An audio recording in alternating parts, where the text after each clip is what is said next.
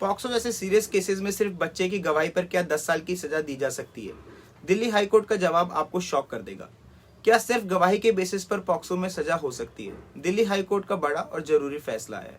Hello दोस्तों, आज हम बात करने वाले हैं दिल्ली हाईकोर्ट के एक बहुत ही इंपॉर्टेंट जजमेंट की, जो पॉक्सो एक्ट, चाइल्ड टेस्टिमनी और गलत कन्विक्शन के रिस्क पर सीरियस सवाल उठाता है। इस केस में ट्रायल कोर्ट ने अक्यूज को 10 साल की सजा दी थी, लेकिन हाई कोर्ट ने उस डिसीजन को पलट दिया और अक्यूज को अक्यूट कर दिया। पर आखिर क्यों? चलिए लॉ के एंगल से समझते हैं। यह केस 2017 का है। दिल्ली के पहाड़गंज एरिया में पंकज नाम के एक आदमी पर एलिगेशन लगा कि उसने 7 साल और 6 साल की 2 बच्चियों के साथ मंदिर के पास एग्रीवेटेड पेनिट्रेटिव सेक्सुअल असॉल्ट किया। पब्लिक ने अक्यूज को पकड़कर पुलिस के हवाले कर दिया। ट्रायल कोर्ट ने बच्चियों की गवाही के बेसिस पर आईपीसी 376 और पॉक्सो एक्ट के अंडर अक्यूज को 10 साल की रिग्रेस इम्प्रिजमेंट दे दी। अक्यूज ने ट्रायल कोर्ट के जजमेंट को हाई कोर्ट में चैलेंज किया।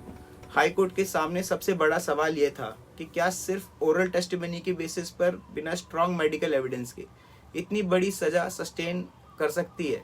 हाई कोर्ट ने पूरे रिकॉर्ड्स को केयरफुली एनालाइज किया और कुछ सीरियस लूप होल्स नोटिस किए। मेडिकल एविडेंस सपोर्ट में नहीं मिला। मेडिकल एग्जामिनेशन यानी एमएलसी में बच्चियों के प्राइवेट पार्ट पर कोई इंजरी या स्क्रैच या स्वेलिंग नहीं मिली। रिपोर्ट्स के अकॉर्डिंग हेमन इंटैक्ट था।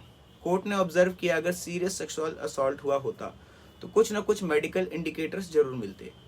स्टेटमेंट्स में भी मेजर कॉन्ट्रडिक्शन थी। सेक्शन 164 सीआरपीसी के स्टेटमेंट और कोर्ट की टेस्टिमनी एक जैसे नहीं थे। कभी बोला गया इंसिडेंट टेंट में हुआ था, कभी बोला गया मंदिर के कमरे में हुआ था। असॉल्ट के मैनर को लेकर भी दोनों बच्चियों के वर्जन्स मैच नहीं कर रहे थे। हाई कोर्ट ने एक बहुत ही इंपॉर्टेंट प्रिंसिपल रिपीट किया।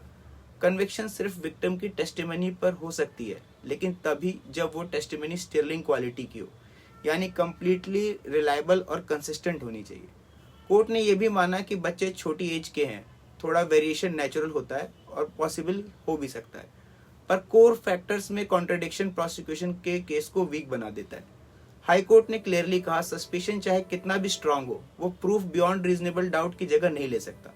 इसलिए मेडिकल एविडेंस की एब्सेंस और इनकंसिस्टेंट टेस्टिमनीज की वजह से कोर्ट ने अक्यूज को बेनिफिट ऑफ डाउट दिया और सारे चार्जेस से अक्यूट कर दिया। दोस्तों, ये जजमेंट हमें याद दिलाता है कि लॉ इमोशन पर नहीं, एविडेंस और कंसिस्टेंसी पर चलते हैं।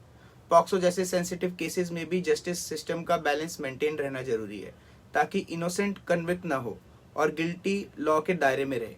अगर आपको यह लीगल ब्रेकडाउन यूजफुल लगा हो तो वीडियो को लाइक करें, चैनल को सब्सक्राइब करें और कमेंट में जरूर बताएं कि आप इस जजमेंट को कैसे देखते हैं।